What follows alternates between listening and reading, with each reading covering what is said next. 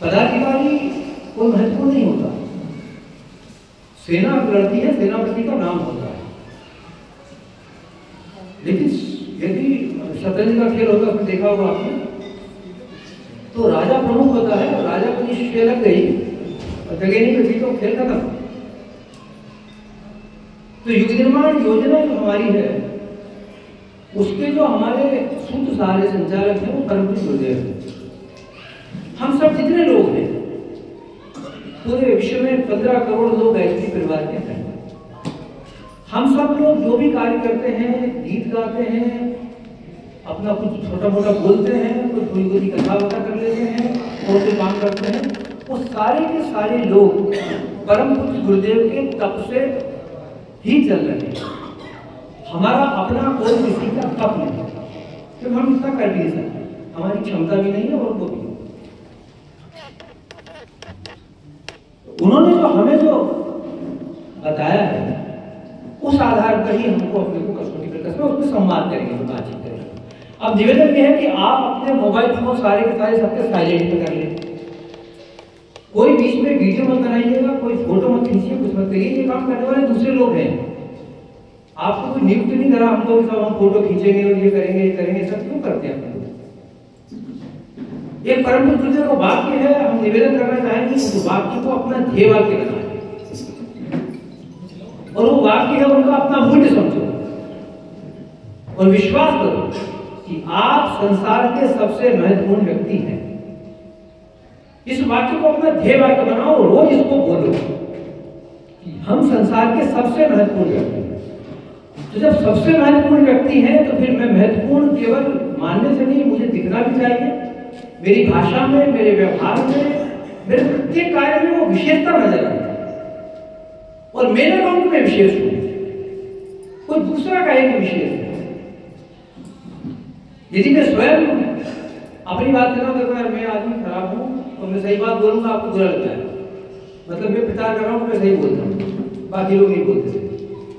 मुझे कहने की आवश्यकता नहीं कि मैं सही बोलता हूं, तो दूसरे कहेंगे कि यार वो सही बोलता है, मैं सही बोलूंगा आपको बुरा लग जाएगा, ऐसी बात बोलेंगे भैया तो बुरा लग जाएगा, ऐसा सही किस काम में? आइए अपनी बात को प्रारंभ करें, एक बार कमर सीधी करें, हमारे साथ गायत्री महामंत्र की कृपा करें।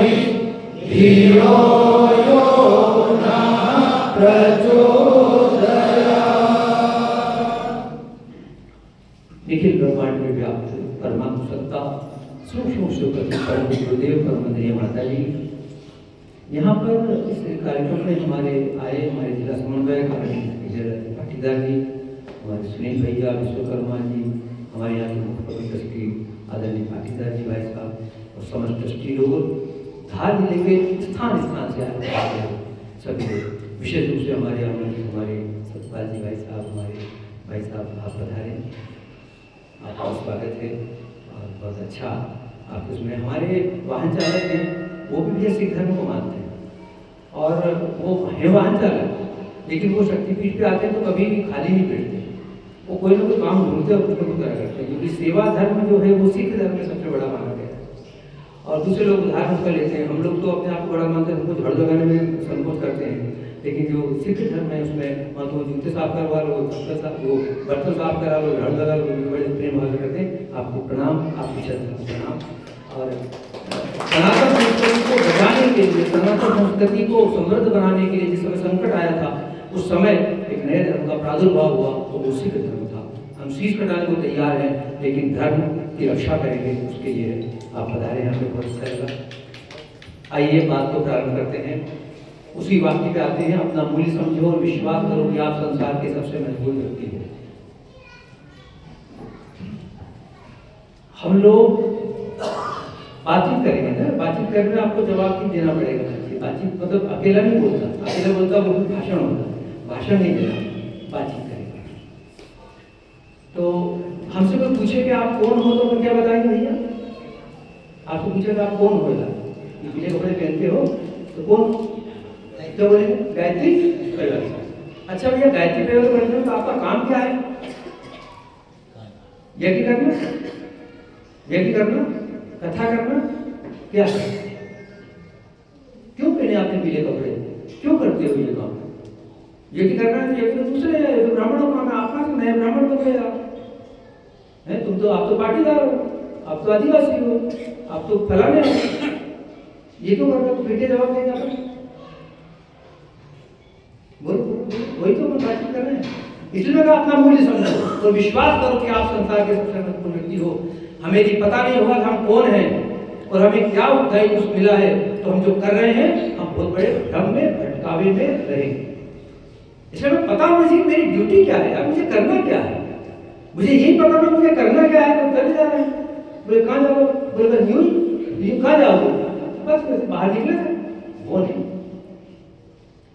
तो बताएं कि क्या है हमारे काम? बोलो, सुन लिया? युग निर्माण, युग निर्माण करना है हमारा लक्ष्य, हमारे गुरुदेव का आदेश निर्माण। तो भैया युग निर्माण कैसे होगा? नहीं, वो भैया बोल रहे, हाँ बोलो, व्यक्ति के निर्माण। ठीक, अब ये बताओ भैया व्यक्ति का निर्माण कैसे होगा?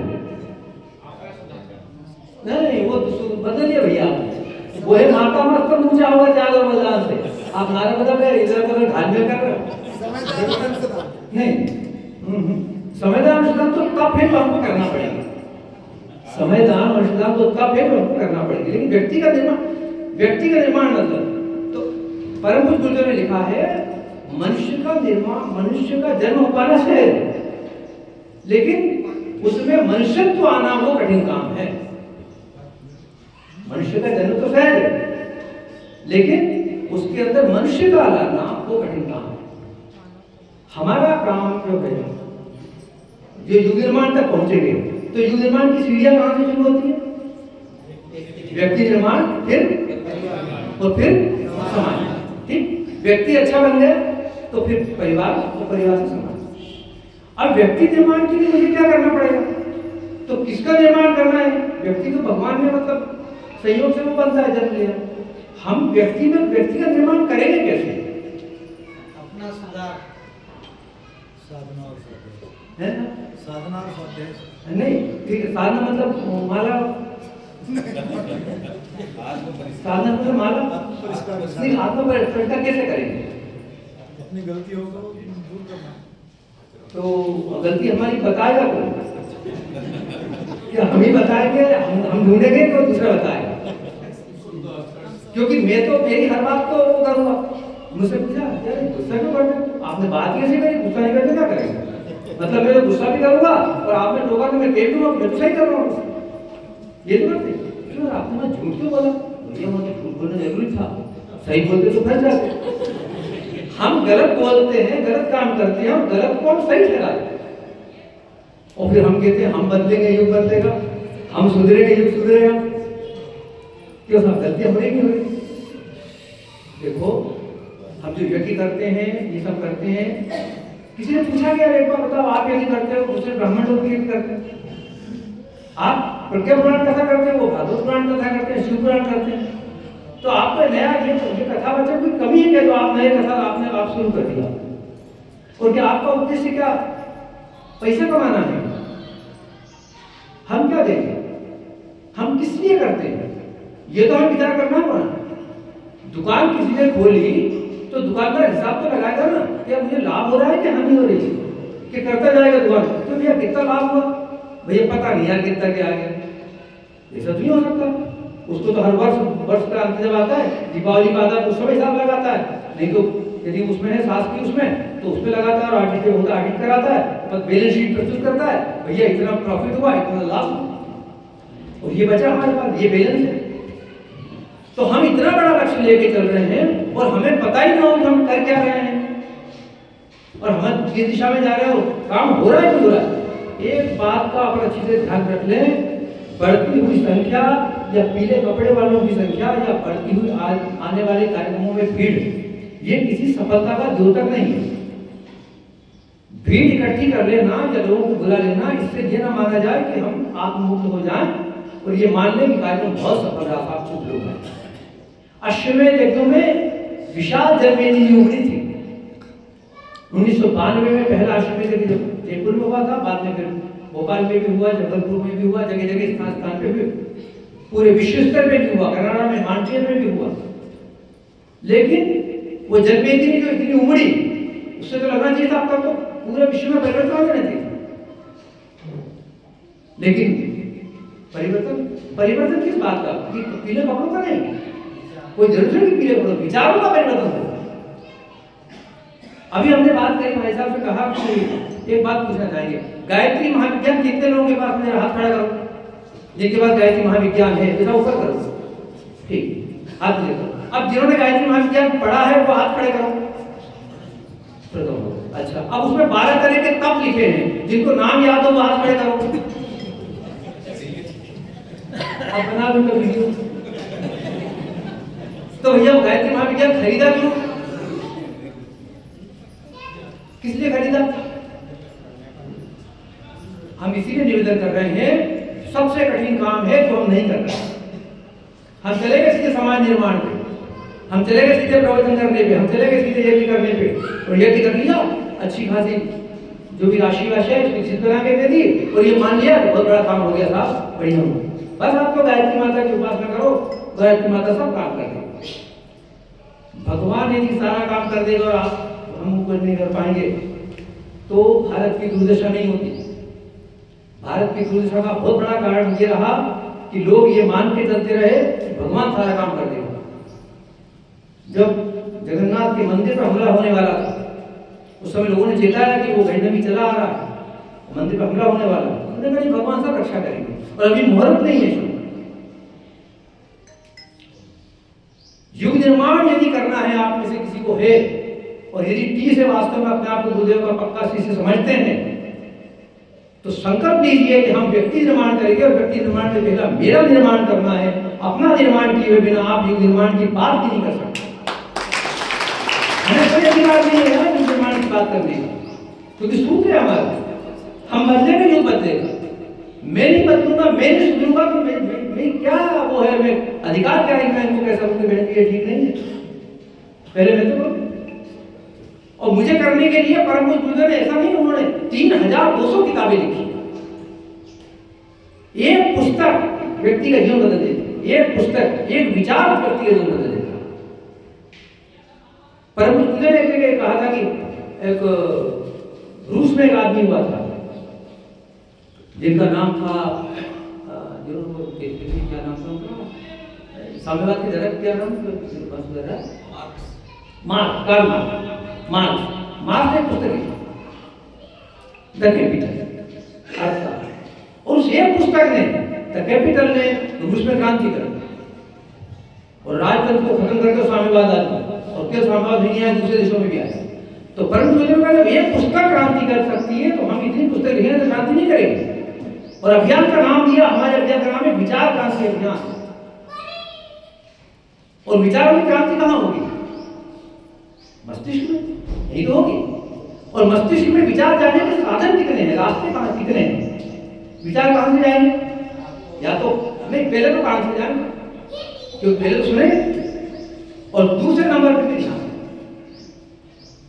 और यहां से जो जाता है वो ज्यादा ताकतवर होता है। आप में से कोई बता दे बाजार में कोई पुस्तक हो जिसमें गालियां लिखी हो कि गालियों की किताब यहां मिलती है? आज तक कोई छपी किताब, लेकिन गालियां बोली जाती कहां से है? यहां से। लेकिन कुछ लोग हैं जिन्होंने अपने प्रतिबंध कर रखा, वो नहीं बोलते। क्यों? सुना तो उन्होंने था, अभी भी सुनते, लेकिन क्यों नहीं निकलता मुंह से? नहीं, ये मेरे लिए नहीं उचित है, मेरे लिए वही उचित है जो मुझे बोलना है। मतलब यदि हम चाहें तो बाहर से कुछ भी चीज आवाज आती रहे, लेकिन हम कंट्रोल अपने ऊपर कर सकते हैं। यह विचार का इस पे हमें काम है। और दूसरे नंबर का आता है आम स्वाध्याय। इसलिए गुरुदेव ने कहा है कि मन को कुविचारों एवं दुर्भावनाओं से बचाए रखने के लिए स्वाध्याय एवं सत्संग की व्यवस्था रखे रहेंगे। तो निवेदन ये कर रहे हैं, जो घर में आपके साहित्य रखा है, या तो आप आज उसको जाकर के इकट्ठा करो, जितना भी रखा गुरुदेव का, और नर्मदा नदी में ले आके प्रवाहित कर। कोई उचित नहीं है, क्यों पैसे खर्च करते हो आप यार? उससे बढ़िया आप चीज लाओ और बढ़िया आपकी आप काम की अपने पहनने के लाओ, उससे बढ़िया स्वेटर खरीदो, शाल खरीदो, कपड़े खरीदो। लेकिन ये व्यर्थ का वो मत करो कि हम युग निर्माण करेंगे और जाके किताब आपने खरीद ली। हम किनको प्रसन्न करना चाहते हैं? और यदि मानते हो अपने आप को परम गुरुदेव का शिष्य, यदि मानते हो कि हम युग निर्माणी हैं, तो फिर जाओ और संकल्प करो आज यहाँ पर कि मैं नित्य 1 घंटा स्वाध्याय करूंगा। और यदि हमारे पास समय नहीं है स्वाध्याय करने का, इतना भी समय नहीं है, इतने व्यस्त हैं हम, हमारे इतने बड़े कारखाने चलते हैं, सब चलते हैं, तो गुरुदेव से प्रार्थना करो कि गुरुदेव मुझे समय दीजिए, मैं 1 घंटा भी समय नहीं निकाल पा रहा हूँ स्वाध्याय करना। परम पूज्य गुरुदेव ने सत्संकल्प पाठ लिखा, कितने सूत्र हैं उसमें? पढ़ते तो कितनी देर लगेगी? 5 मिनट। कितने भाई बहन जो रोज इसको पढ़ते हैं? हाथ खड़े करो, ईमानदार हाथ खड़े करो, नीचे कर लीजिए। वो किस लिए रोज पढ़ते भैया? रोज बोलते? अब ये बताओ कि वो गुरुदेव ने लिखे किनके लिए? हमको मंच पे बैठ के लोगों को दोहराने के लिए कि भैया मंच पे बैठा सबको दोहराओ ताकि लोग देखें हमारा युग निर्माण सत्संकल्प, और फिर बोलेंगे हम ईश्वर को सर्वव्यापी न्यायकारी मानकर उसके अनुशासन को अपने जीवन में उतारेंगे, शरीर को भगवान का मंदिर समझकर आत्म संयम और नियमित अपेक्षा करेंगे। इसमें क्या है? परम गुरुदेव का मेरे बेटे बेटी पढ़ेंगे, और पढ़ेंगे तो अपने विचारों में परिवर्तन आएगा, और उनको समाज में परिवर्तन प्रवचन कथा उपदेशों से नहीं होता। यदि प्रवचन कथा उपदेशों से प्रवचन हो गया होता तो इतने हमारे साधु संत, इतने कथावाचक टीवी पर जब बोलो तब कोई ना कोई प्रवचन चलता है। लेकिन पता लगा कि जो कथा कर रहे हैं उनके ही जीवन में नहीं भटकावा, जो अनुष्ठान करते हैं, बड़ी बड़ी पूजाएं करते हैं, अभिषेक करते हैं, सब कुछ करते हैं, वहीं कई गड़बड़ियां हैं।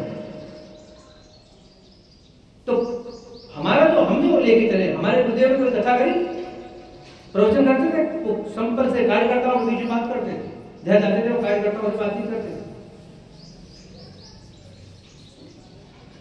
अब निवेदन ये है, युग निर्माण की घड़ियां नजदीक आ रही है।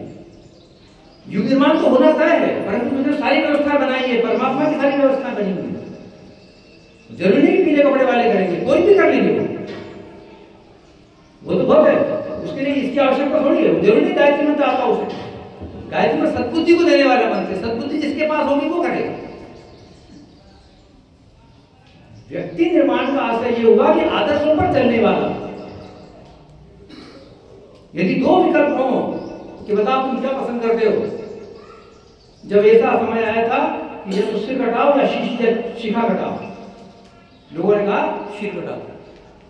हमारे कुछ बंधु है, हमारे परिचित, एक दशोरा समाज होता है, दशोरा महाजन, वो कहते हैं मंदसौर के वहां रहते थे, और वो उन्होंने कहा उस समय औरंगजेब का शासन था, उन्होंने कहा कि जिसके सिर पे शिखा दिखे उसको गर्दन काट दो। तो वो बोलते हम ब्राह्मण थे सारे, हमने तत्काल छोटी छोटी अपनी कटाई तो भागते और हम भाग पाई।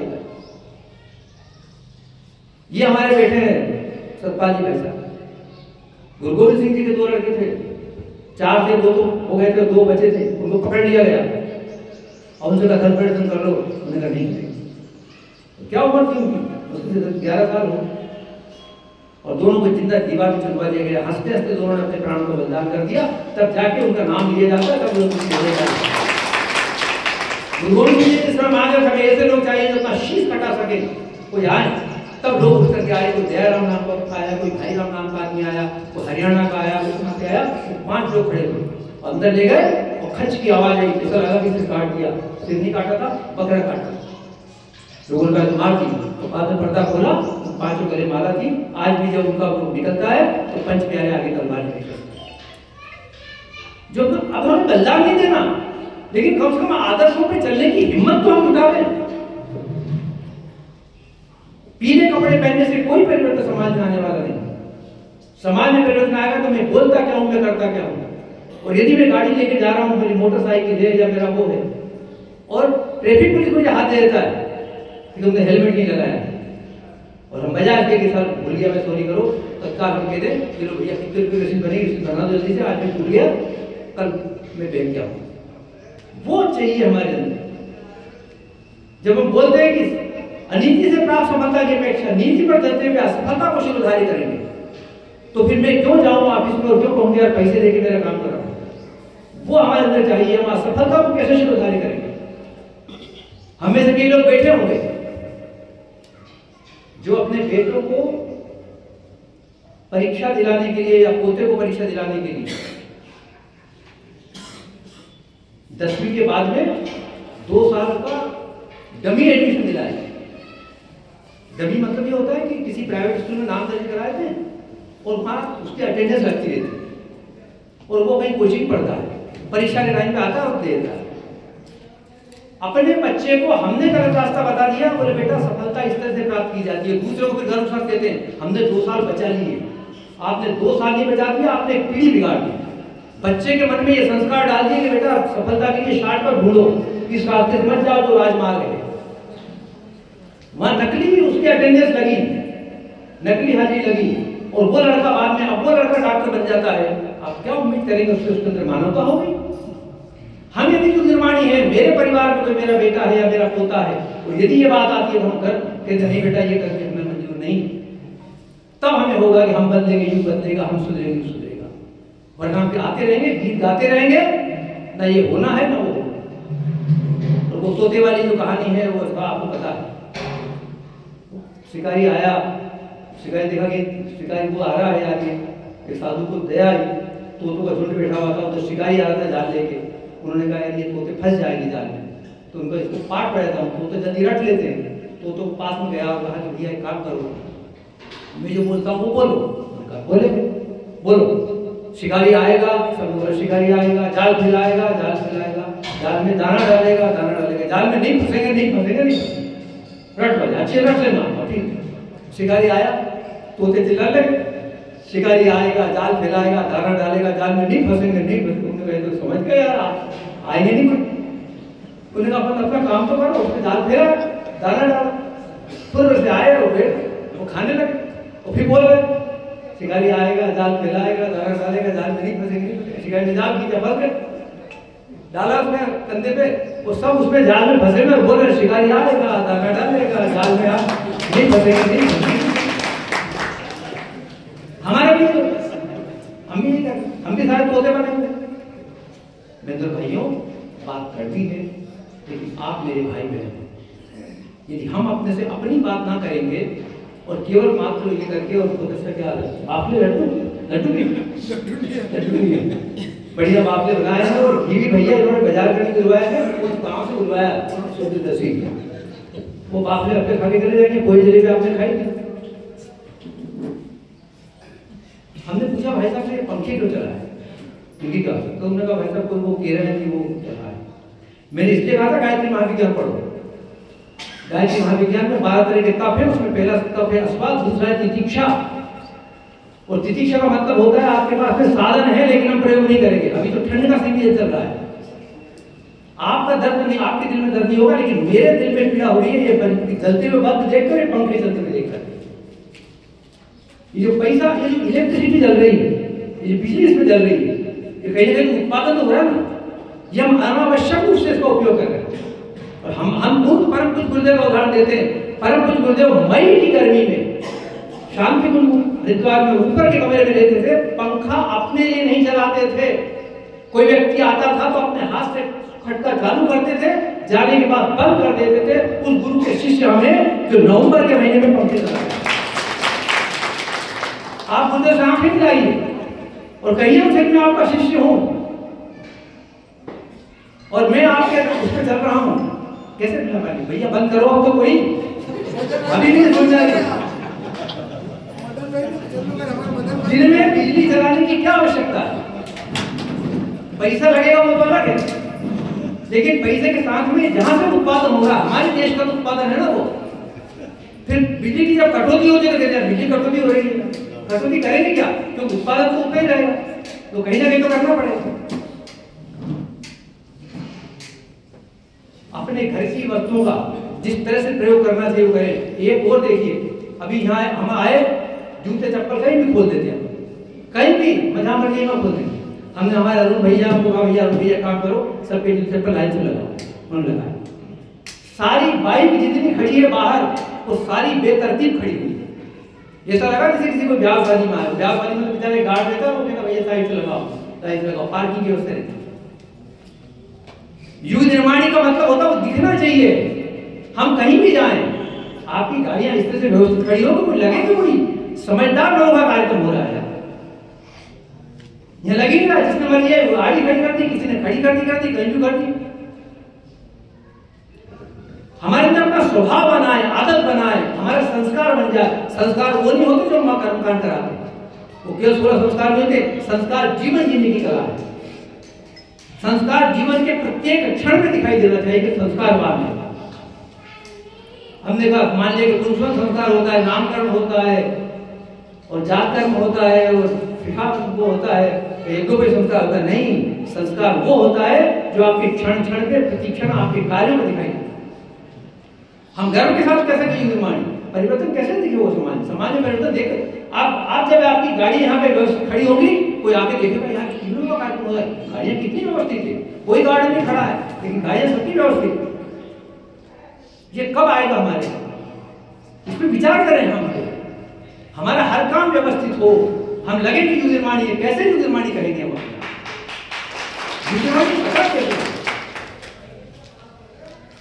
अब तो तितिक्षा जो कहते हैं ना, तितिक्षा में बताया, तितिक्षा उसे कहते हैं हमारे पास साधन है, सामग्री है, लेकिन हम क्या बिना उसके रह सकते हैं?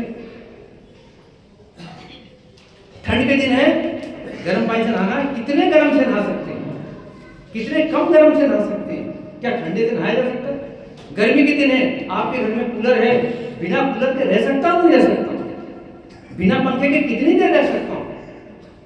हमारे कई लोग हैं, आप मत मानिए, जिनके पास में, बेचारों के पास में झोपड़ी है, चद्दर के मकानों में रहते हैं, पसीना आता है तो पहुंच गए। क्या हम नहीं कर सकते? यदि हम युग निर्माणी लगाते तो साधनों का कम से कम उपयोग करिए। साधन और साधना दोनों का तालमेल नहीं है। यदि साधन रखेंगे तो साधना नहीं हो रही। साधना का मतलब ये माला जपना नहीं है। साधना का मतलब है जीवन साधना, अपने जीवन को साध लेना। जैसे जीवन को साध लिया, हर परिस्थिति में जिसने मुकाबला करना सीख लिया, वो है जीवन साधना। तो ये अपन सीखें, तब जाके बात बन पाए, वरना हम करते रहेंगे, नारे लगाते रहेंगे, सब कुछ करेंगे। माता जी की जन्म शताब्दी आ रही है, अभी 20 से 23 जनवरी में 26 में 7 दिन बड़ा कार्यक्रम होना है। ऑनलाइन रजिस्ट्रेशन का वहां पे वो आया था, उसमें जिन लोगों ने भरे हैं उनकी सूची पे हमने भेज दी है दार्जिलिंग। उनसे कहा कि फोन लगा के पूछ लें ये 4 दिन के कार्यक्रम के लिए कौन कब जा रहा है, कब लौटेगा, किस साधन से जाएंगे। समयदानियों की सूची पहले चली गई थी, समयदानियों की सूची पे हमने भेजी थी। हमने फोन करके पूछे लोगों को, कुछ 23 नाम इंदौर उज्जैन में आए थे, 23, उसमें हमारा भी एक नाम है समयदानी में। 1 महीने का, 2 महीने का, 3 महीने का। हमने पूछा तो उसने 7-8 लोगों को मना कर दिया। कहता हमने तो इसके लिए लिखाया था, हमारा ये समय रहेगा, वो समय रहेगा, बाकी लोग बचे। तो हमने खुद फोन करे, उसको इंदौर भेजेंगे। एक निवेदन ये है, जिनकी वहां से स्वीकृति आ जाती है केवल वही लोग जाएंगे। कोई अपनी मर्जी से अलग जाने का ना सोचे गया तो वहां जाएंगे हम, क्योंकि ये अनुशासित कार्यक्रम है। उन लोगों को ही बुलाया जा रहा है जिन लोगों ने फॉर्म भरे हैं और जिनका हमसे स्वीकृत हुआ। ऐसा वो ना माने कि यार हमको मना कर दिया गया, नहीं करके गए। हमारे लिए अनुशासन पहला है। उन्होंने कहा नहीं जाना तो नहीं जाना, गुरु अनुशासन हमारे लिए पहले। अब हम निवेदन ये कर रहे हैं आपसे,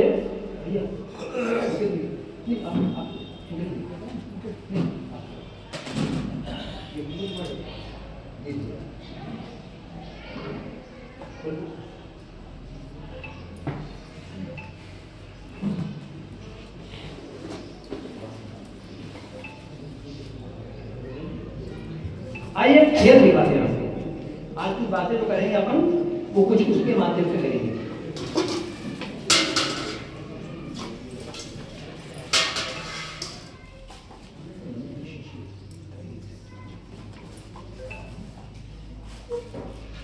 देखिए खेल ये है, खेल सरल है और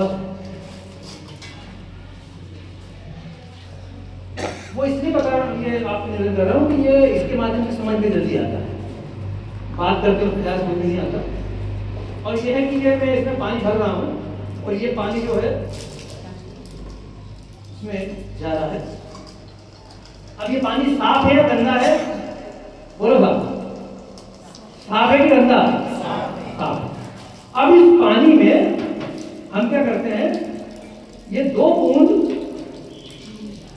नील डाल दिए। अब पानी का रंग कैसा हो गया? नीला हो गया। अब कितना नील डाला हमने? 2 बूंद डाला। अरे ये तो गड़बड़ हो गई। हमने क्या करा, इसमें हमने अच्छा पानी डाल दिया। क्या पानी साफ हो रहा है? क्या नहीं हो रहा? हम जैसा पानी डालते जा रहे हैं वो अच्छा पानी भी सारा का सारा नीला हो रहा है। क्या मतलब हुआ इसका? और डालते जाए, इतना डालना पड़ेगा, कितना डालना पड़ेगा कि वो इतनी बार डालना पड़ेगा, तब जाके थोड़ा थोड़ा कम होगा और खत्म होगा। खत्म होने में पता नहीं कितना समय लगेगा। 2 बूंद नील ने इस पूरे पानी को गड़बड़ कर दिया। इसी प्रकार हमारे मस्तिष्क में, हमारे विचारों में यदि एक बुरा विचार आ गया, आपके सारे अच्छे विचारों को, आपके सारे अनुष्ठान को, सबको बेकार कर देगा, कोई काम का नहीं देगा। अच्छे विचारों को सुरक्षित रखना, अच्छे विचार करना बहुत जरूरी है। अच्छे विचारों को सुरक्षित रखने के लिए बुरे विचारों से बचना जरूरी है। वरना एक बुरा विचार, गेहूं में घुन कितने लगता है? एक ही तो लगेगा, तो कोई ढेर तो लगता है। लेकिन एक घुन लगता है, 2 में लगता है और पूरे गेहूं को खराब कर देगा। अब ये जो हमारे मस्तिष्क में जो बुरे विचार ना आए, इसके लिए क्या जरूरी है बताओ? स्वाध्याय। अब एक बात बताओ, जितने भाई बहन हैं, इनमें से ऐसे भाई बहन हाथ खड़े करो जिनको ये पता हो कि मेरे पास इतने जोड़ कपड़े हैं। गिनती जिनको पता हो, 10 जोड़ है, 15 जोड़ है। बहन हमारी सारी फेल है, क्योंकि बहनों को तो पता ही नहीं उनके पास कितनी साड़ी है। गिनती नहीं होगी बात, वो कई साड़ियां ऐसी होगी जिनका नंबर ही नहीं आता साल में। हमारी श्रीमती जी हमको अलमारी नहीं जमाती। मैं कहता हूँ तुम्हारे आपके अलमारी जमाती, बोलती हमारी साड़ी गिनोगे आप? तो हमने गिन लो, तो उन्हीं को अलग तो देती है। ये स्वभाव है। लेकिन भाइयों से मैं पूछना चाहता हूँ, जिनको गिनती हो बता, मुझसे पूछो मैं बता दूँ मेरे पास कितनी धोती है, कितने कुर्ते हैं। बेहतर भाइयों गुरु के शिष्य जिसमें 2 जोड़ी धोती कुर्ता में जीवन निकल रहा है। और पर हम लोग चप्पल उतार के चप्पल कहते हम लोग चल नहीं सकते। आज हमारे पास चप्पल जूते के ढेर लग गए और हम कहते हम क्यों निर्माण करेंगे? आपकी अलमारियां कपड़ों से नहीं, आपकी अलमारियां गुरुदेव के साहित्य से भरी रहनी चाहिए। आपके घर में जाए तो कपड़े न देखें, अलमारी दिखे ये जाए बोले हमारे गुरुदेव का अमृत तुल्य साहित्य। कितनी पुस्तकें लिखी हुई है गुरुदेव ने हमारी? 3200। अब इनमें से एक कोई खड़े हो जिन्हें 10 पुस्तकों के नाम बताए जो आपने पढ़ी हो, उसमें कर्मकांड भास्कर मत लेना, तो कर्मकांड भास्कर, कर्मकांड नाम मिला। 10 किताबों के नाम बता जो आपने पढ़ी हो। अच्छा, जिनके घर में 200 किताबों हाथ खड़े करो तो मेरे पास 200 किताबें गुरुदेव। अब मत बोलना कि हमारे गुरुदेव की 200 किताबें लिखी। आप घर लिखते हो, हम रखते हो, हम तो बेचते हैं। हम तो बताते हैं हमारे गुरुदेव ने इतनी किताब पे लिखी। अब फिर कैसे हुआ ये निर्माण दिया? सुनिए बताओ, व्यक्ति निर्माण कैसे हो? मस्तिष्क में विचार आने के 2 रास्ते, एक तो यहाँ से सत्संग और दूसरा स्वाध्याय। सत्संग हमें मिलता नहीं। अभी प्रज्ञा पेय के लिए 10 मिनट का अपना अवकाश हो, क्या 10 मिनट में करना? प्रज्ञा पेय पी नहीं, लोग धूप में खड़े बात कर रहे हैं आराम से। हम समय की कीमत ही समझ रहे यार। प्रज्ञा पी था, प्रज्ञा पेय पी और चले बैठे। आपको बुलाना पड़ा, चलो भैया चलो चलो चलो। परम बुद्ध लिखा है किसने? समय का नन्हा क्षण भी व्यर्थ न जाए, ये लिखा बुद्ध। नन्हा क्षण। हमारे गुरुदेव के पास जब कोई जाता था तो कहते पहले बेटा तेरी बात संक्षिप्त बता, मेरे पास काम बहुत है। जिसने अपने आप को तिल-तिल करके जलाया, जिसने अपने आप को नींद नहीं देखी, रात्रि में उनको कभी किसी ने उपासना करते हुए देखा नहीं। हम लोग उपासना करें तो फोन आता है, भाई साहब बोला तो साधना में बैठे, 8 बजे साधना में बैठे।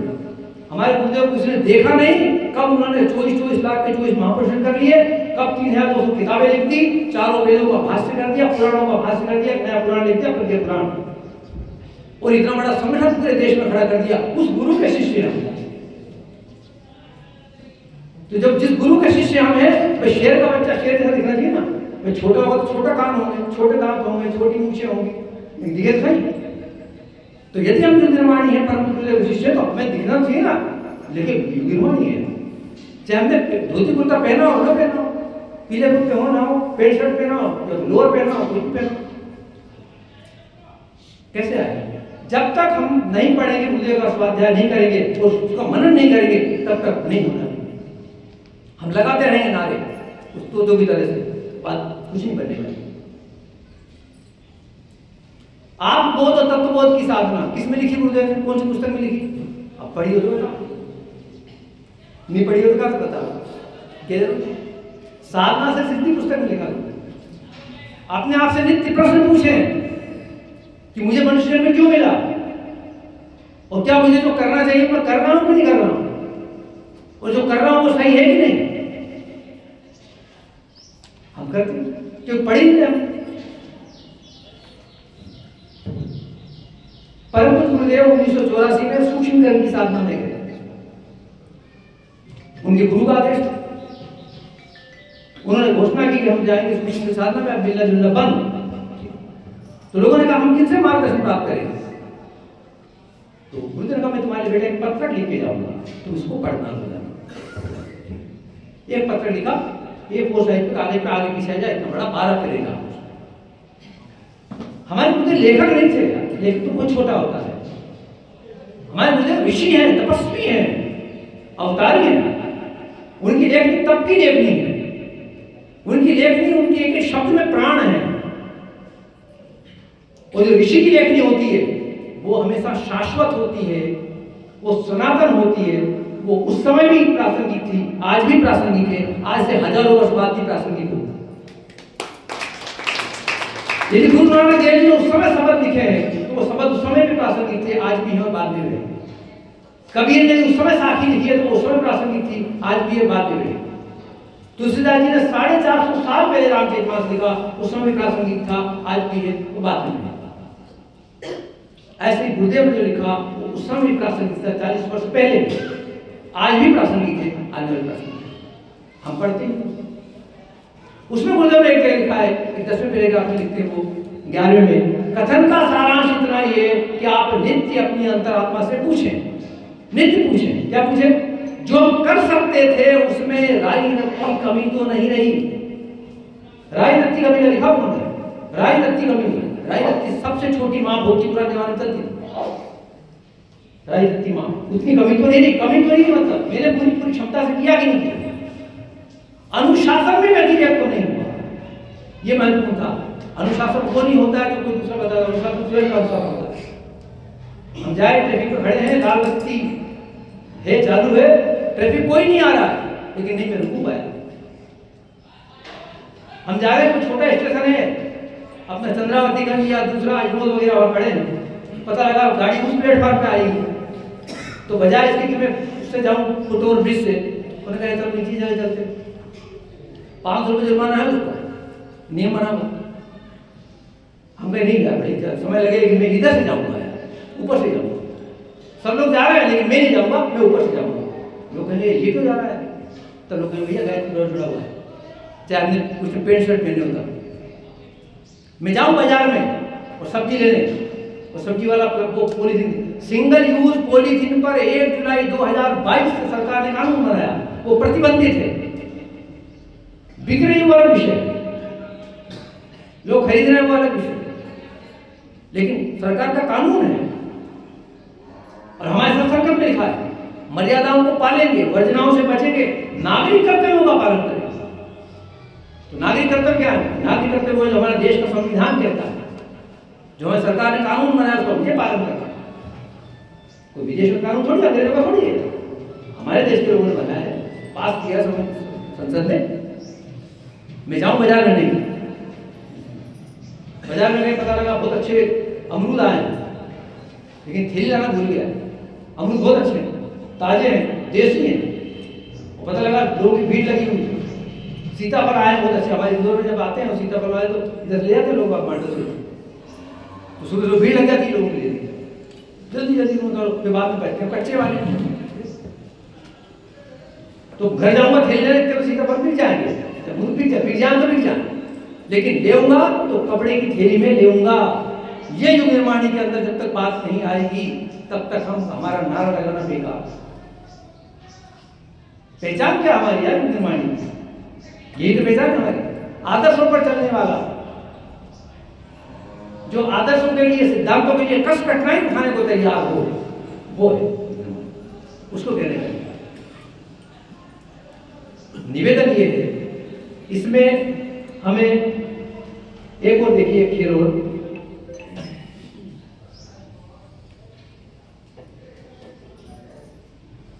ये विज्ञान भी आपका वो है ना, विज्ञान था ना सब्जेक्ट आपका, साइंस है ना, आपका सब्जेक्ट साइंस है ना?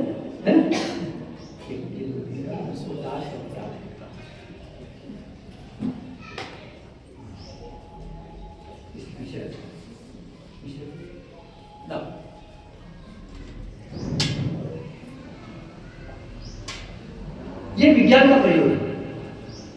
विज्ञान और अध्यात्म दोनों साथ साथ चलते हैं। शरीर विज्ञान से बना है, मतलब प्रकृति का अंग है, प्रकृति विज्ञान का है। विज्ञान के सारे सिद्धांत जीवन पर लागू होते हैं। हम ये नहीं कहते कि विज्ञान की साइंस कीजिए तो ये अलग है। एक समय था जब लोग कहते थे साहब वो विज्ञान अलग है और अध्यात्म नहीं, दो साथ। एक बहुत बड़े पाश्चात्य साइंटिस्ट हुए आइंस्टीन, उन्होंने कहा था science is blind without spirituality. बिना अध्यात्म के विज्ञान अंधा है, वो पता नहीं क्या कर रहा है। और spirituality is lame without science, और अध्यात्म बिना विज्ञान के लग रहा है, तो चल नहीं सकते। तो अब विज्ञान ने बना दिया परमाणु बम, लेकिन परमाणु बम को प्रयोग कैसे करना है, कब करना है, कहां करना है, ये अध्यात्म बताए। वरना 1945 में जैसा उसने अमेरिका ने किया था, नागासाकी हिरोशिमा पे बम डाल दिए थे। आज भी पूरी दुनिया का राज उस नाम से आता है। 10 दिसंबर का दिन, उस दिन तो सब के सब लोग याद करते हैं। तो ये सिद्धांत ये है कि प्रकाश जो गमन करता है वो सीधी रेखा में गमन करता है। जो जिन्होंने साइंस पढ़ी हो वो जानते हैं। तो सब सुन लीजिए, यही है ना। अब मैं ये चाहूँ कि ये जो है ये प्रकाश इसमें से इसमें आए और फिर इधर जाए, तो होगा क्या? नहीं होगा। मैं ये चाहूँ कि ये प्रकाश इन दोनों में से होकर के इसमें से इसमें आए तो जाएगा क्या?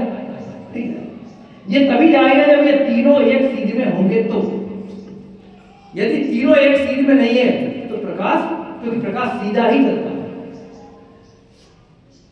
क्या मतलब हुआ इसका?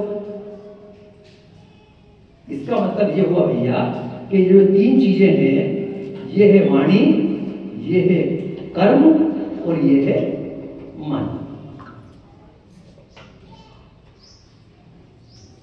यदि ये आपके तीनों एक सीध में हैं तो आपकी बात प्रभावकारी होगी, नहीं तो नहीं होगी। जो आपके मन में है वो आपकी वाणी में हो तो वाणी में हो, तो व्यवहार में हो। हम लोग तो कहते हो सुनते हैं यार बोलता बड़ा मीठा है, अंदर गड़बड़ कहते हैं सब। कभी कभी किसी कहते हैं भैया बोलने में थोड़ा गड़बड़ है यार, मन बड़ा साफ है। और किसी कहते हैं बोलता भी अच्छा है, मन भी अच्छा है, पर करता नहीं, वो भी काम का नहीं। जो मेरे मन में हो वो मेरी वाणी में हो, जो मेरे वाणी में हो वो व्यवहार में हो, तो मुझे बात कहने का अधिकार भी है। और फिर मैं नहीं कहूंगा किसी को तो बात मानेगा। सुनील भैया उदाहरण उनका दिया ना, चांदी गोल खाने वाला आपने दिया ना गोल खाने। हमारे देश में प्रधानमंत्री हुए लाल बहादुर शास्त्री। 1965 का किस्सा है। भारत पाकिस्तान का युद्ध हुआ, देश में अन्न का संकट था। अमेरिका से गेहूं आता था लाल, वो खाने योग्य नहीं था, वहां पशु खिलाते थे, वो हम खाते थे। और अमेरिका पाकिस्तान की सहायता करता। लाल बहादुर शास्त्री ने कहा कि हमारा शत्रु से की सहायता करता और वो हमको अनाज देता, नहीं खाना, लेकिन नहीं खाएंगे तो देश में उतना अन्न उत्पादन नहीं होता था, तो करेंगे। तो लाल बहादुर शास्त्री ने प्रयोग किया। प्रयोग क्या करा? घर पे बोला अपनी श्रीमती जी को, ललिता देवी को, आज शाम का भोजन नहीं बनेगा। 3 बेटे होंगे, हरीश शास्त्री, साथी साथ भोजन नहीं बना। भोजन बोले बाबूजी मना कर दिया। बाबूजी का आदेश मतलब आदेश, ठीक नहीं बना सब भोजन। सुबह बिठाया, तीनों बेटों को बिठाया, पत्नी को बिठाया, शाम को भोजन नहीं किया, कैसा लगा? बोले थोड़ी भूख तो लगी थी, लेकिन आपका आदेश था तो हमने पानी पी काम चला, लेकिन आपने ऐसा करा क्यों? प्रश्न लेते थे। उन्होंने कहा कि हमारे देश में अन्न का संकट है। मैं देशवासियों से कहना चाहता हूँ आप एक दिन उपवास करो, लेकिन उसके पहले मैं उपवास करके देखना चाहता हूँ कि मैं उपवास कर सकता हूँ कि नहीं, मेरे परिवार के लोग कर सकते हैं नहीं कर सकते। मैं कर लूंगा तो मुझे कहने का अधिकार प्राप्त होगा उपवास करो। लाल बहादुर शास्त्री ने रामलीला मैदान पे सभा, उसमें टीवी नहीं थे, अखबारों के प्रसार संख्या भी कम थी, केवल आकाशवाणी थी, और मैं ऐसे लोगों से मिला हूं। मैंने पूछा भाई साहब उपवास कब से कर रहे हो? बोले शास्त्री जी प्रधानमंत्री थे और उन्होंने अपील करी थी रेडियो पर कि देश में अन्न का संकट है, मैं प्रार्थना करता हूं कि आप लोग उपवास करिए।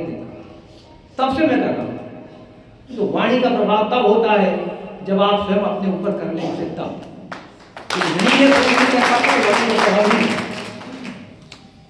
और लाल बहादुर शास्त्री एक बार वहां बैठे हुए थे और घर में अचानक गाड़ी स्टार्ट होने की आवाज आई। उन्होंने चौकीदार पास में खड़ा था, उनको बुलाया कि उसको बुला के लाओ ड्राइवर को, गाड़ी क्यों चला स्टार्ट कर रहे, बुला के लाया, क्यों गाड़ी क्यों निकाल रहे हो, ये क्यों जा रही? तो उनके छोटे बेटे जो सुनील शास्त्री थे, उनको बाबा प्यार से बोलते थे, बोलता बाबा कहीं जाना है। उन्होंने कहा बाबा के बाप की गाड़ी नहीं है, देश के प्रधानमंत्री की गाड़ी है, बाबा को जाना अपनी व्यवस्था से जाए, तब जाके लोग सुन पाते हैं बात। हम आपसे हाथ जोड़ के निवेदन करते हैं, हम सब लोग अपने आप सौभाग्यशाली हैं जो ऐसे गुरु के शिष्य हैं जिसने युग निर्माण का संकल्प लिया, जिसने तपस्वी का जीवन जिया, और हम पर बड़ी आशा अपेक्षा रखें। जितने लोग बैठे हैं सदन में यहाँ, एक भी ऐसा नहीं होगा जो ये कह सके मुझ पर गुरुदेव की कृपा नहीं रही, एक भी नहीं होगा।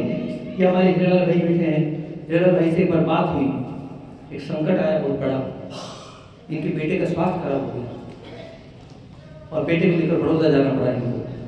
हमारे संग ने फोन लगाया, मैंने भाई साहब कहाँ हो? उनका मैं यहाँ पे बड़ौदा आया। क्यों? बोले बेटे की तबीयत खराब। बीमारी वो जिसका नाम सुनकर काम जाता है, वो जवान बेटे को हो गई। अच्छा, हमने कहा, बोले आप प्रार्थना करो। मैंने कहा आप चिंता मत करो, बेटे को पिता से बोलने की जरूरत नहीं पड़ती कि मैं बीमार हो गया, पिता को पता है मेरे बेटा क्यों हो रहा है। परम पूज्य गुरुदेव वंदनीय माता जी हमारे पिता हैं जन्म जन्मांतर में, उन्हें पता है कि मेरे बेटे को क्या परेशानी है। मेरी प्रार्थना में कोई ताकत नहीं है, आपके समर्पण में ताकत है। आप उनका इतना काम करते हो, गुरुदेव को पहले से सुन रही आज उनका बेटा है, बढ़िया काम करता है, सब कुछ करता है, और ये हमारे बीच में काम करता है। ऐसे कईयों के साथ घटनाएं घटी, मतलब हमारे गुरु ने हमें इतना दिया है कि हम इस जीवन में क्या कई जन्मों में ऋणी रहेंगे उनके। लेकिन गुरुदेव हमसे अपेक्षा कर रहे हैं, बेटा तू मेरा काम तो कर। मेरा काम करना है, यज्ञ करना नहीं है, ये कथा करना नहीं है, ये प्रवचन देना नहीं है, इसको मत मानिए। वहां काम शुरू होता है पहली सीढ़ी से, पहली सीढ़ी है व्यक्ति निर्माण। बोले बेटा तू बन जा, सबसे कठिन काम है यही। बहुत सरल उपदेश सुनाना, किंतु कठिन करके दिखाना।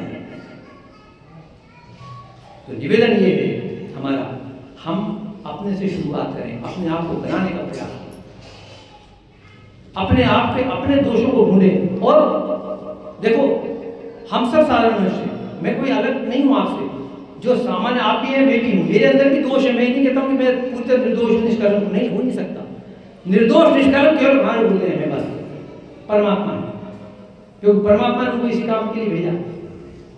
हम सब लोग दोष युक्त। तुलसीदास जी कहते हैं जड़ चेतन गुण दोषमय विश्व कीन करता। ये संसार गुण दोषों से भरा हुआ है। कभी कभी हमारे अंदर, छोटे बच्चे के अंदर भी बहुत अच्छी बात करता है, अब कहते छोटा है बहुत अच्छी बात करे।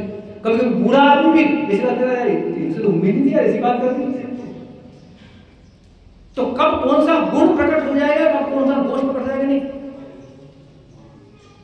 एक गिलास पानी का लिया और उस पानी के गिलास में गिलास पानी, एक गिलास पानी लेते हैं पीने के लिए। आप हमारे घर पे आए और ये बिस्कुट, हाँ ये बिस्कुट पानी,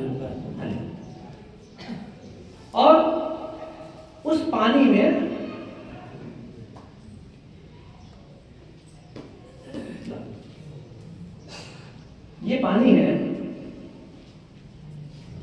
और इसमें गलती से ये जो है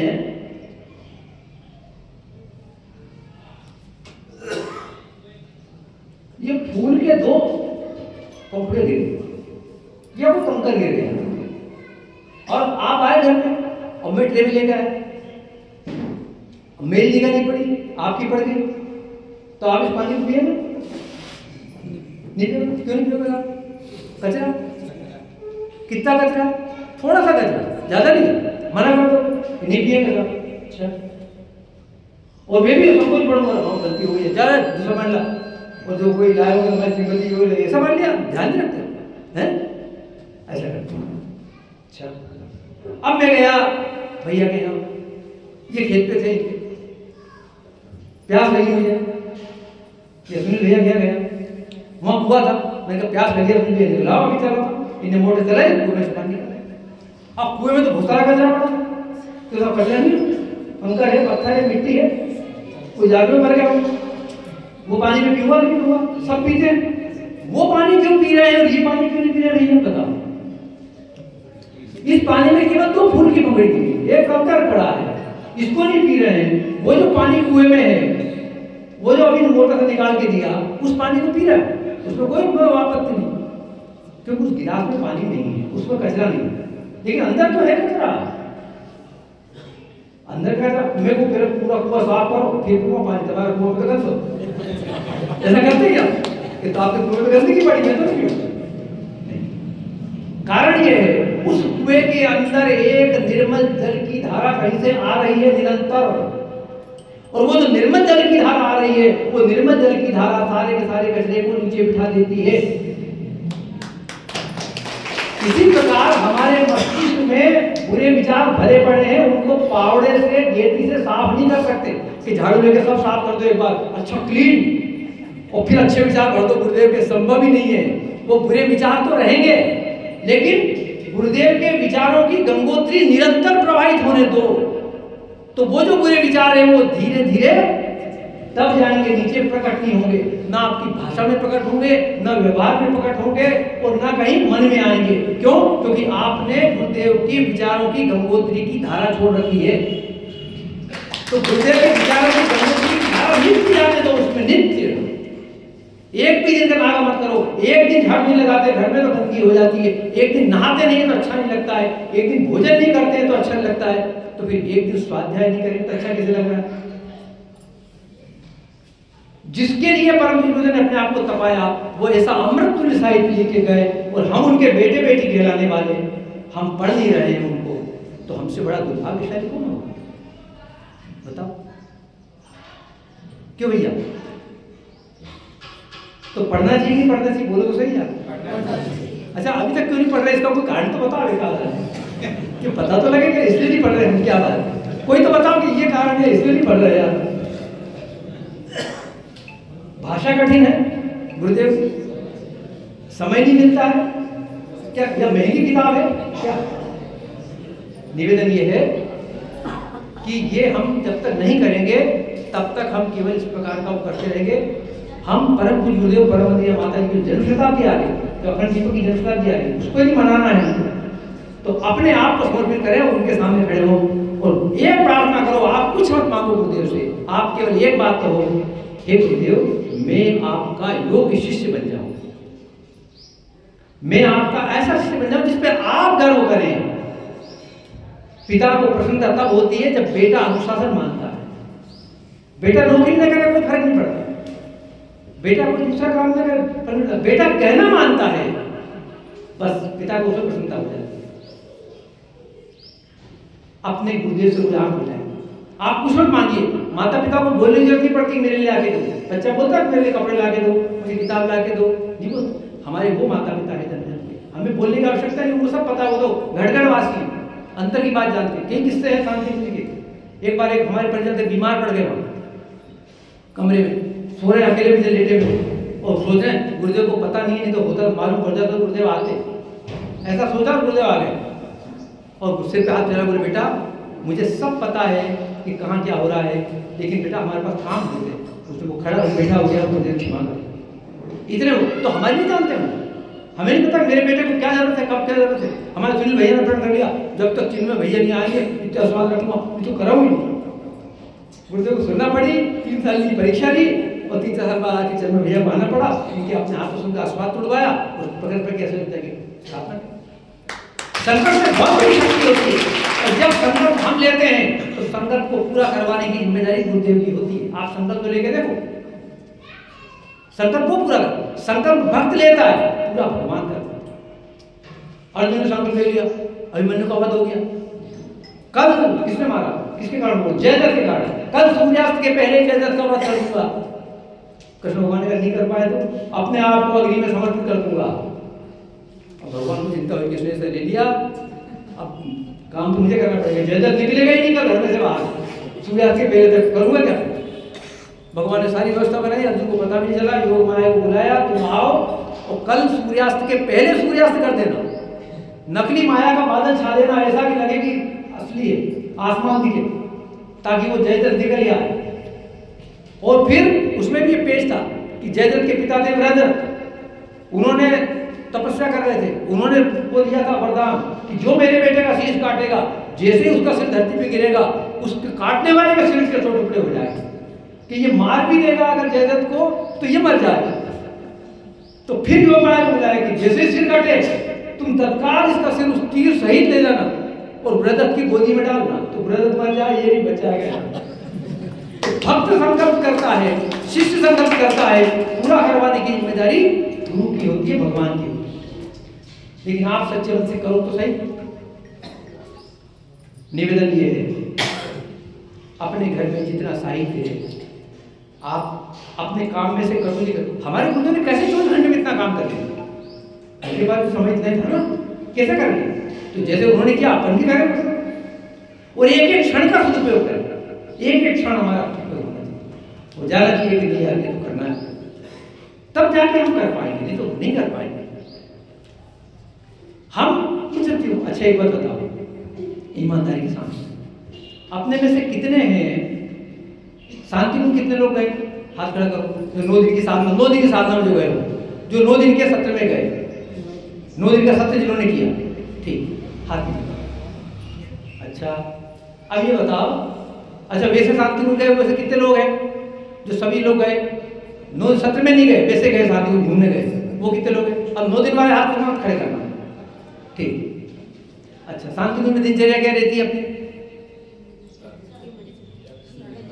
जागरण, उसके बाद आरती, ध्यान, ध्यान के बाद यज्ञ है ना, दर्शन, अखंड दीप के दर्शन, यज्ञ हो गया, अखंड दीप के दर्शन हो गए, सब कुछ हो गए, 8 बजे यज्ञ समाप्त हो जाता है। उसके बाद क्या करते हैं वहां फिर कहाँ जाते हैं, कैंटीन, कैंटीन में जाते हैं। और शांति मुझे क्या है, क्या बोलते हैं गुरुदेव शांति मुझे, नहीं मां का ध्यान। अच्छा एक बताओ, उनका जो प्रातःकाल का ध्यान है, कितने लोग जो नियमित ध्यान करते हैं, 5 सुबह प्रातःकाल का ध्यान, प्रातः ध्यान कितने लोग करते हैं, 1 2 3 बस, कोई बात नहीं। तो भैया ये बताओ कि फिर यहाँ क्यों नहीं करते, तो मना कर, वहां से मना कर देगा शांति से कि वहां मत करना ध्यान, खबरदार यही करना है।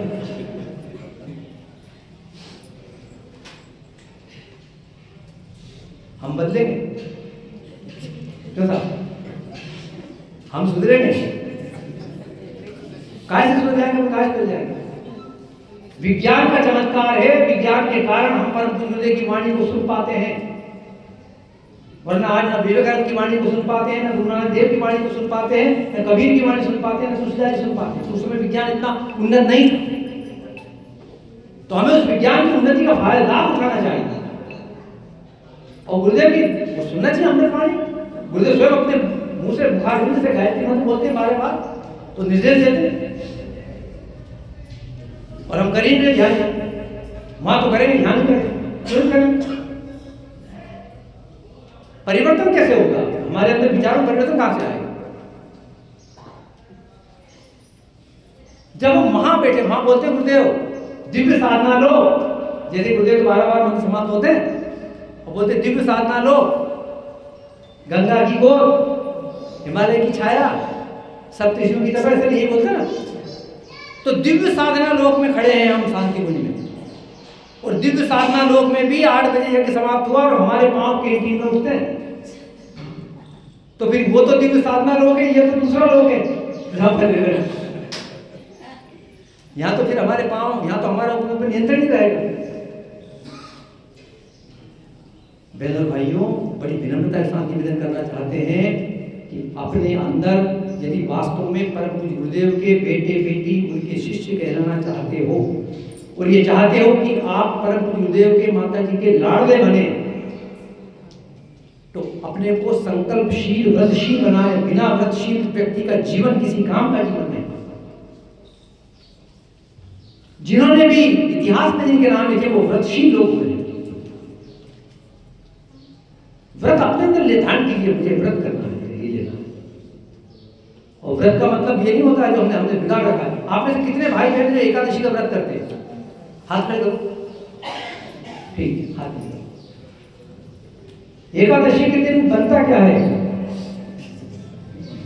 क्या बनता है? साबूदाने की खिचड़ी, राजगिरे का हलवा, मूंगफली की दाल, आलू की चिप्स। परम पूज्य गुरुदेव ने व्रत बताया हमको, उसमें था हमारे यहाँ उल्लेख फलाहार, हमने कर दिया फरियाल।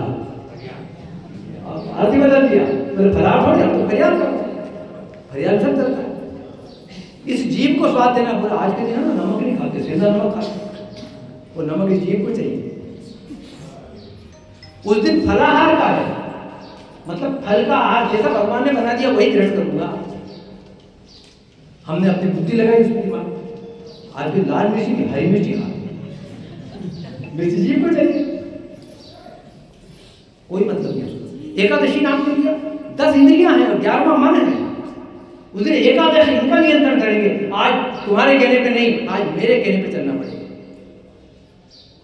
आज मैं कहूंगा वो करेंगे, क्योंकि मैं मन से अलग हूं। हम बोलते हैं मेरा मन नहीं कर रहा, इसका मतलब मैं अलग हूं, मन अलग है।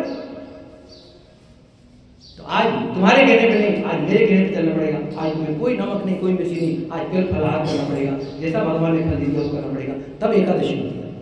मेरे पिताजी की मृत्यु हुई, पंडित जी आए 13वें के दिन, उन्होंने कहा संकल्प लो जजमान, कितनी 11 अपने उनको देते हैं, ये करवाते ना, कितनी 11 अपने पिताजी को दे रहे हैं। मैंने कहा 12-11 दे रहे, ठीक है संकल्प कर। अब जिस दिन आई 11, हमारी श्रीमती ने कहा आपकी 11, एक रोटी दो बोल लो। हमने एक रोटी और खाई, दूसरी सुबह जल्दी उठी, बोले आज चाय 2 कप पियो। बोले आपकी 11, फिर थोड़ी देर और ला दिया, बढ़िया साबुदाने खिचड़ी बनाई, राजगिरे का हलवा बनाया, आलू की चिप्स, बीच बीच में मूंगफली का दाल रखते। अब मेरा इसमें कौन सा तप हुआ जो मेरे पिताजी की आत्मा में लगी? कौन सा तप करना? यदि ये तप करना चाहिए तो रोज करना चाहिए, रोज तब फिर मेरे पिताजी जल्दी मुक्ति हो जाए, जल्दी पहुंच जाए। बहनों भाइयों, परम गुरुदेव कहते हैं धर्म के नाम पर ज्ञान फैलाना, अध्यात्म के नाम पर अज्ञान फैलाना। हमें परम पूज्य गुरुदेव ने, हम कहते हैं नया समाज बनाएंगे, नया समाज बनाएंगे। वो तो नया समाज बनाएंगे, नया समाज वो जो राष्ट्र के लिए, देश के लिए, कर्तव्य के लिए अपने आप को बलिदान कर दे, वो नया समाज है। जो अपना स्वयं उदाहरण प्रस्तुत करे, वो नया समाज है। ये नया समाज तो पीले कपड़ों का समाज थोड़ी बनेगा, वो समाज बनाना। वो समाज कैसे बनेगा? अपने ऊपर नियंत्रण करना पड़ेगा, अपने ऊपर कंट्रोल करना पड़ेगा, अपना उदाहरण करना पड़ेगा। आप स्वयं न कहें अपनी बात। परम गुरुदेव लिखते हैं आपके अच्छे कार्यों की कोई प्रशंसा करता है, उसमें कोई बुराई नहीं है, लेकिन प्रशंसा करने के पाने के लिए काम करे ये गलत है।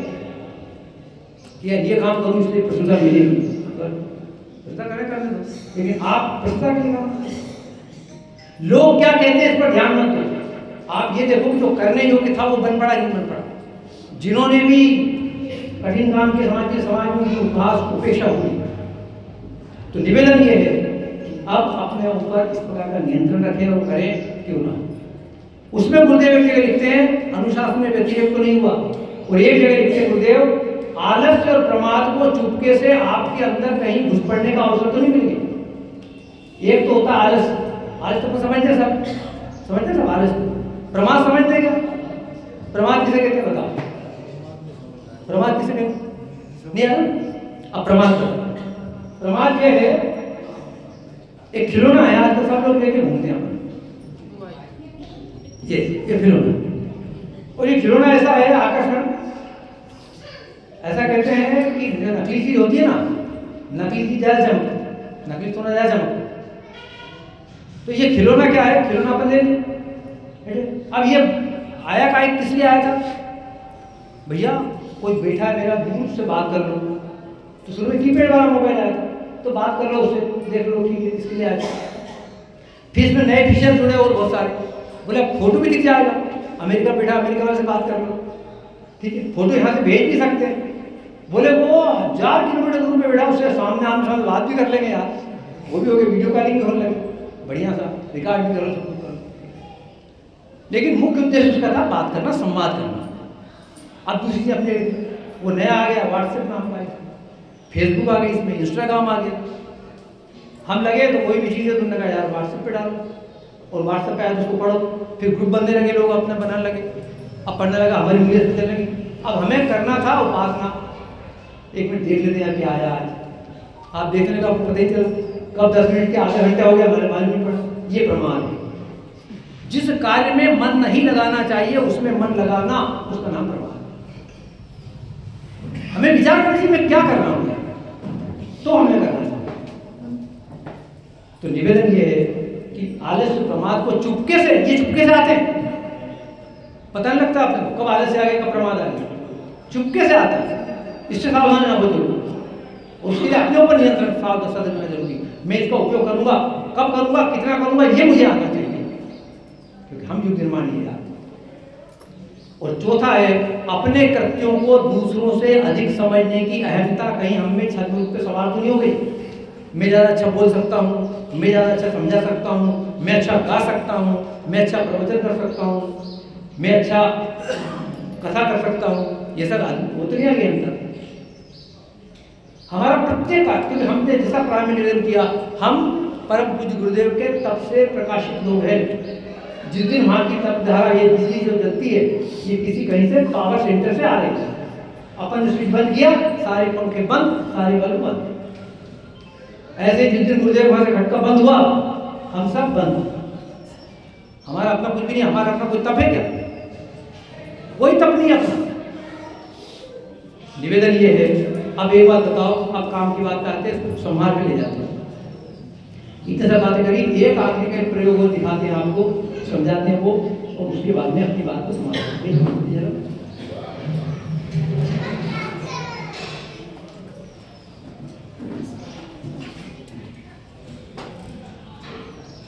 ये सिर्फ 10 प्रयोग है, तो अभी समय नहीं है, ये तो 10 प्रयोग तैयार कर गया प्रैक्टिकल के माध्यम से, हमें नहीं पता, लेकिन अभी समय कम है, इसलिए होते हैं।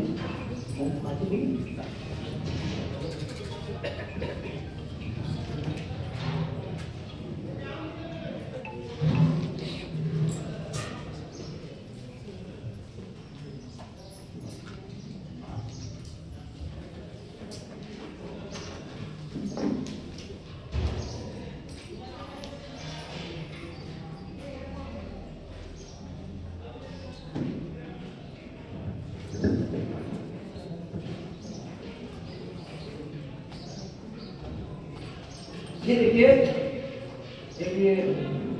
है, ये मोमबत्ती जल रही है और ऊपर ये डिस्को ग्लास, ये डिस्को ग्लास जिसमें अपन चाय वगैरह पीते हैं बाजार में, वही है। और ये ऊपर रखा, नीचे का ताप आया, सहन नहीं कर पाता और ये जल गया, है जल गया, और इसमें धुआं निकलने लग गया है और ये जल रहा है, क्योंकि इसका स्वभाव है जलना है, ज़्यादा सहन नहीं कर पाते। और थोड़ी देर में आग भी पकड़ लेगा ये, क्योंकि नीचे हो गया, छेद भी हो गया, तो हाँ वहाँ आगे काटना, तो ये इसको नहीं कर पाता और ये वहाँ ज़्यादा निकल रहा है इसमें, और थोड़ी देर में ये जल रहा है। अब इसके साथ में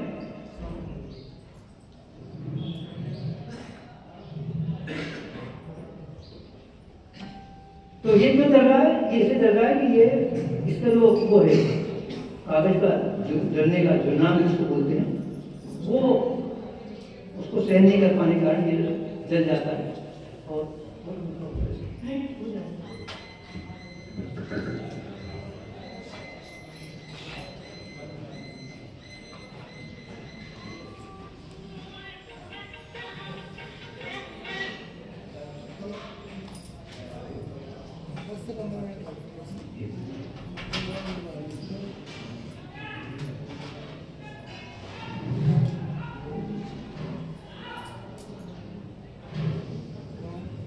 तो ये सहन नहीं कर पा रहा है और ये जल गया। अब ये दूसरा एक गिलास लेते हैं अपन, ये भी उसी का बना है जिसका वो था, दोनों में एक ही, कोई अंतर नहीं है। लेकिन इस गिलास को जो रखते हैं तो ये जल नहीं पाया, वो गिलास जल गया, वो उसको सहन नहीं कर पाया, लेकिन ये उसे सहन कर रहा है, ये जल नहीं रहा और ये जलेगा भी नहीं। क्यों? ऐसा नहीं कि दूसरे पदार्थ का बना है, उसी पदार्थ का बना हुआ है, जिस पदार्थ का वो बना है। ये क्यों जल रहा है? इसके अंदर कोई ऐसा चीज है, एक तत्व है जो इसको जलने दे रहा है, जो इसका उस लेवल पे जो ज्वलनांक आना चाहिए, जो बर्निंग पॉइंट आना चाहिए, वो नहीं आने देगा। क्या है इसके अंदर? इसके अंदर थोड़ा सा पानी है, वो पानी जब तक इसके अंदर रहेगा तब तक नहीं जलते। जब तक आपके अंदर गुरुदेव के विचार रहेंगे तब तक आपको बाहर का कोई वातावरण प्रभावित नहीं कर पाएगा। लेकिन जैसे गुरुदेव के विचार शून्य हुए तो बाहर का विचार भी आपको दूषित कर देगा। अरे अब बेकार आदमी है, उससे बात नहीं करना है, तो नकारात्मक बोलता है, या वो तो ऐसा है, वो तो बहुत झूठ बोलता है, वो ऐसा करता है। क्यों? क्योंकि क्या हो रहा? आपके गुरुदेव के विचार रूपी पानी इसमें नहीं है, और गुरुदेव के विचार रूपी पानी जल भरा हुआ है तो बाहर का कोई वातावरण आपको प्रभावित नहीं कर पाएगा। हमारे परम पूज्य गुरुदेव को धोखा देने वाले, उनके साथ छल करने वाले कितने लोग हुए। परम पूज्य गुरुदेव ने कभी किसी की आलोचना नहीं की, कभी किसी का नाम नहीं लिया। हाँ, गुरुदेव ये दो बोलते थे, काल ने भी आता है हमारे बच्चों को मत करें, हम सब आपस में भाई बहन हैं। मेरा काम करने का तरीका अलग है, आपका अलग हो सकता है, भिन्न भिन्न है, लेकिन आप मेरे विरोधी नहीं हो, मैं आपका विरोधी नहीं हो सकता। आपका तरीका अलग है, मेरा अलग है। भगवान एक ही खाने से एक व्यक्ति बनाता है, अलग अलग जात थोड़ी बनाता है। तो ऐसा हो ही नहीं, संभव ही नहीं है कि हम एक जैसे हो गए।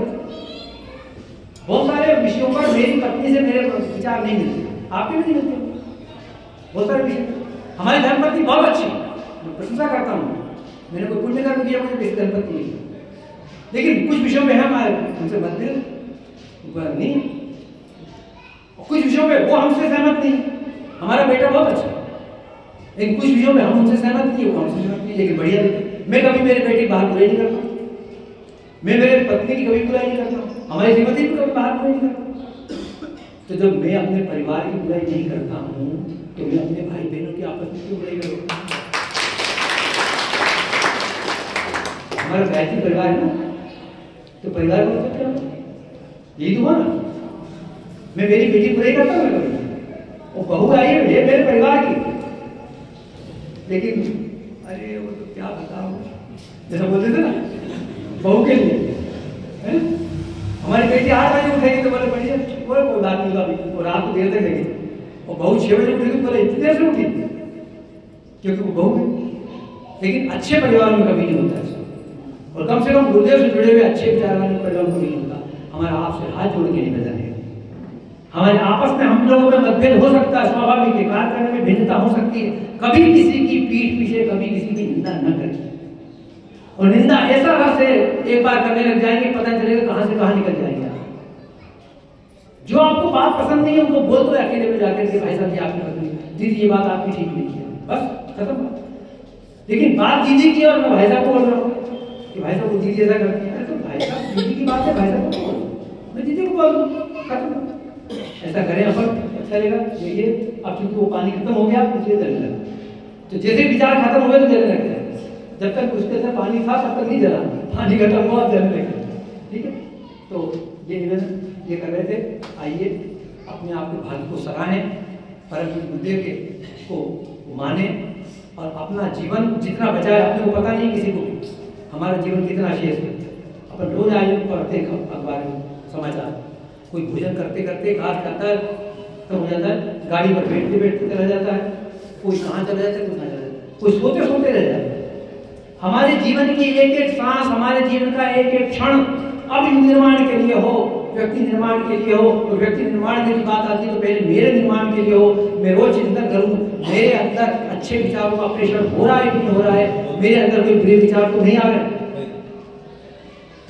संगठन की बात मेरे लिए सर्वोपरि हो, जो संगठन के मैं से जिम्मेदारी करूंगा, मेरा अपना कोई को नहीं, ये मान लीजिए रहे। एक बात मुझे अब युवा प्रकोष्ठ में सोची करना है भैया, अभी जो 27-28-29 में कार्यक्रम हुआ था भोपाल में, वो कार्यक्रम हमें बिल्कुल पसंद नहीं आया। तो हमने अपनी अप्रसन्नता व्यक्त भी कर दी, क्योंकि हमारा ये स्वभाव है कि यदि हमें कोई बात गलत लगती है तो पीछे बात नहीं करते, हम जिनकी बात होती है उनसे कह देते। कभी हम कविता लिखा करते थे, उसमें हमने कुछ लाइन लिखी, हमने उसमें लिखा था, कभी किसी की नुक्ता की नहीं, कभी किसी की पर निंदा, मरना बेहतर समझेंगे करने से पहले पर निंदा। अगर हम में साहस होगा तो बात वही कर जाएंगे, जिसकी पीछे बात करेंगे मुंह पर उसे सुनाएंगे। लेकिन मुझे लगा कि आपकी बात खराब है तो मैं आपको बोलूंगा, उसके बाद किसी दूसरे को मर के ऐसा करा, तो हम जिनकी बात होगी उन तक पहुंचा भी देते, भाई साहब ये बात करें। अब अगले वर्ष जो होना 2027 जनवरी में कार्यक्रम होना है, हमने इंदौर और अवकाशों जोन में, उसमें हमने जो तय किया है वो कार्यक्रम में देगा, स्थान वही रहेगा गायत्री धाम। दूसरा उसमें जो हम लोग करेंगे वो हमारे आदरणीय कुलबी जी भाई साहब, राजेश जी पटेल जी भाई साहब, दोनों जोन समन्वयक और जिला समन्वयक, इनकी सहमति से कार्यक्रम निर्धारित होगा कि कार्यक्रम का स्वरूप क्या रहेगा। क्योंकि यहाँ जो भोपाल में कार्यक्रम से चिंतन का स्वरूप बन नहीं पाया, लेकिन हम उस कार्यक्रम में चिंतन का स्वरूप बनना चाहेंगे, और वो आप जैसे साधकों के दम पे होगा। आप जैसे साधक युवा प्रकोष्ठ के यदि किसी जिले में हैं तो हमारे लिए गायत्री परिवार के लिए गर्व की बात है, लेकिन आप स्वयं करते हैं तो आप उसको ढूंढ करेंगे। अब जो हमें करना है धार जिले में वो आपको करना है, और वो ये है, हमें इस धार जिले में कितनी पंचायतें अपने यहाँ भाई साहब पूछा था, आप बताते 704 पंचायतें कही, 704 पंचायत। हर पंचायत से अपना लक्ष्य बनाए, एक युवा निकालना है, एक पंचायत से एक युवा केवल, और प्रयास करें उसमें वो युवा हो जो गायत्री परिवार से दीक्षित ना हो। ऐसे युवा को दीक्षित ना हो, क्योंकि हम भेंट के देना चाहते हैं। पता लगा हम ही लोग पहुंच गए कार्यक्रम, वो कार्यक्रम थोड़ी, हम नए पुष्प चढ़ाना चाहते हैं। ये नए लोग हैं, नए युवक हैं जो अपने आप को कर्तव्य की वेदी पर अपने आप के लिए, आपके आज्ञा पालन के लिए आए हैं, ऐसा हम बताएं। वंदनीय माता जी को, परम गुरुदेव को, और सत्य डॉक्टर साहब और दीदी को अपन बताएं कि हमने हमारे धार जिले से इतने नए युवा, नए दीक्षित हैं, और वो नए जो युवा दीक्षित होंगे वो साथ ही साथ युग निर्माण के जो 18 संकल्प है हमारे, उनमें से किसी एक सूत्र का पालन करने वाले होंगे। सिर्फ इस सूत्र का पालन करते हैं, ऐसे हम करें, ये जिम्मेदारी आपकी है।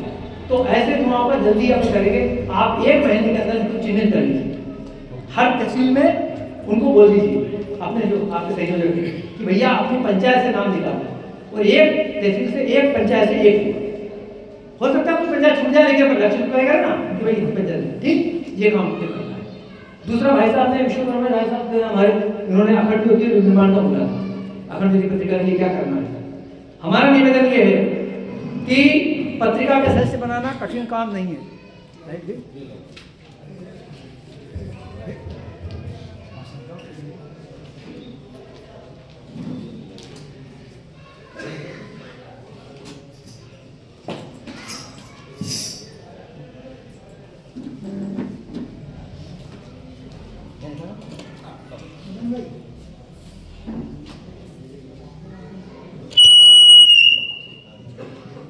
हाँ जी, तो निवेदन ये कर रहे थे कि वो अखंड ज्योति निर्माण की बात कर रहे थे। अखंड ज्योति निर्माण के सदस्य बनाने के लिए हम संकल्प लें कि हम कितने लोगों को, नयों को बनाएंगे। आप ये मत सोचिए कि यार कोई मानते नहीं है, परम पूज्य गुरुदेव ने कहा है तो आपको नहीं करना है, वो तो वो करते हैं। हनुमान जी को जब भेजा कि भैया आपको जाना है, तो हनुमान जी कहते मुझे क्यों भेज रहे हो, वहाँ बता रहे हो, वहाँ वो रावण है, परम बलशाली है, और मैं वहाँ क्या कर पाऊंगा। ऐसा हनुमान जी ने प्रश्न किया गया। अंगद को कहा इनको दूध बना के भेज दिया, अंगद ने मना करा कर कि मैं तो नहीं जाता, सब मैं अकेला क्या करूँगा, अच्छे लोग बात करूँगा, मेरे को मार देंगे, तो ऐसा कहा गया। अरे तो हम इस गुरु सत्ता के शिष्य हैं यार। और उन्होंने कहा हमारा कोई परिजन हनुमान से कम स्तर का ना हो, कोई परिजन हनुमान से कम स्तर का ना हो। हनुमान से कम स्तर का क्या मतलब हुआ? हनुमान का मतलब जो दौड़ के काम करता। हम क्या कहते हैं? जो दौड़ के काम करता है हनुमान नहीं। हनुमान वो नहीं, हनुमान वो होता है जो पांव दुखाने में आगे होता है, पांव पुजाने में पीछे होता है। पांव दुखाने में आगे, लेकिन पांव पुजाने का नंबर आए तो पीछे हो जाता है। तो जैसे भारत भाई का बता देना उदाहरण, वो पांव दुखाने में आगे लेकिन पांव पुजाने में पीछे। इन्हें बोला कि आगे आना नहीं आया, आगे पीछे बैठे। ये हनुमान। हनुमान वो जो कभी अपने मुंह से नहीं कहता कि मैंने ये करा।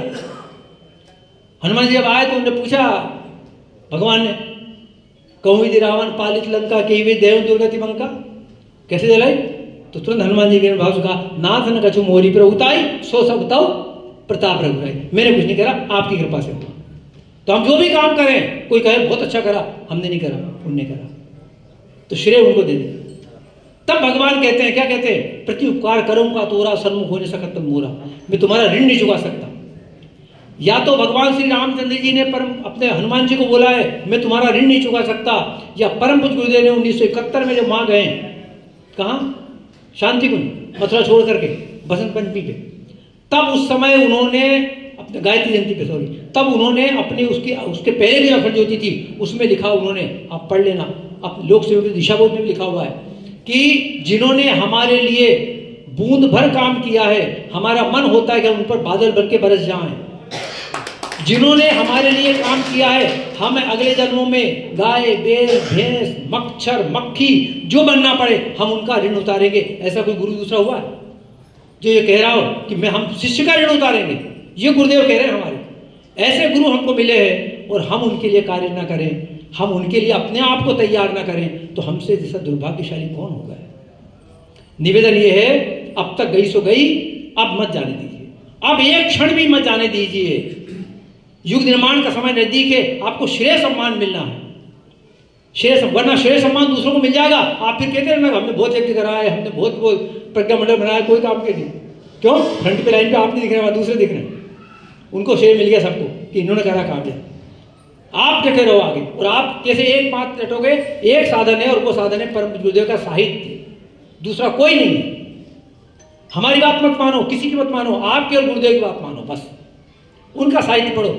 जहां आपको परेशानी हो, जहां कठिनाई हो, उलझन आ रही होगी, क्या करूं अब, मुझे क्या करना चाहिए, कोई सी गुरुदेव पुस्तक उठाओ, मार्गदर्शन मिल जाएगा। जीवन की प्रत्येक समस्या का समाधान परम गुरुदेव की पुस्तक में है। आप निराशा को पास में फटक दे, उस पुस्तक को पढ़ लो। आप सुख चाहें तो यो पाए वो पढ़ लो। आप चाहो तो अपने सफल दाम्पत्य के मौलिक सिद्धांत पढ़ लो। आप चाहो तो वो पढ़ लो, गृहस्थ धर्म में सिद्ध योग। आप चाहो तो असंतोष की आग को न भड़कने दें, वो पढ़ लो। आप चाहें तो वो भाग्यवाद नहीं कर्मवाद, आप वो पुस्तक पढ़ लो। कोई सी पुस्तक, आप चाहे साधना से सिद्धि पढ़ लो, आप कोई सी पुस्तक पढ़ो, हर पुस्तक में उनका मिल जाएगा, कोई ना कोई चीज आपको मिल जाएगी जिसमें आपको मिल जाएगा कि काम की बात ये है।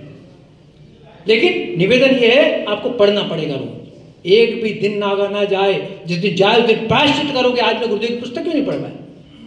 और इसमें मत उलझिए कि हम तो इसमें पढ़ लेते हैं, के लोग कहते हैं हम तो इसमें स्वाध्याय कर लेते हैं, इसमें नहीं कर पाते, इसमें पता नहीं चलता, क्योंकि इसमें विज्ञान वाली कंपनियां हैं जो विज्ञापन देती, और वो अपना विज्ञापन देने के लिए कब आपको अंदर डाल देगी पता भी नहीं चलेगा।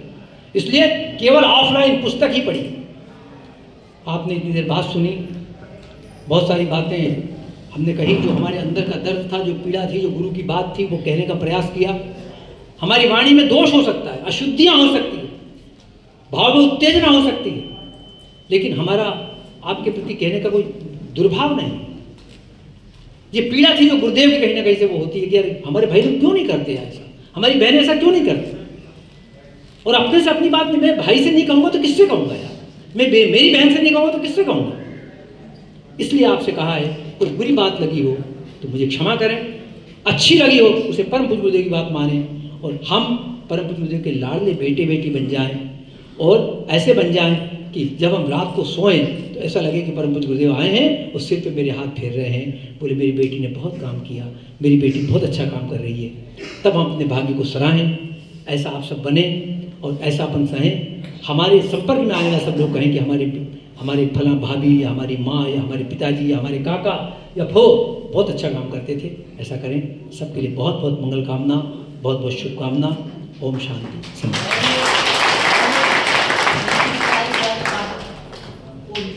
29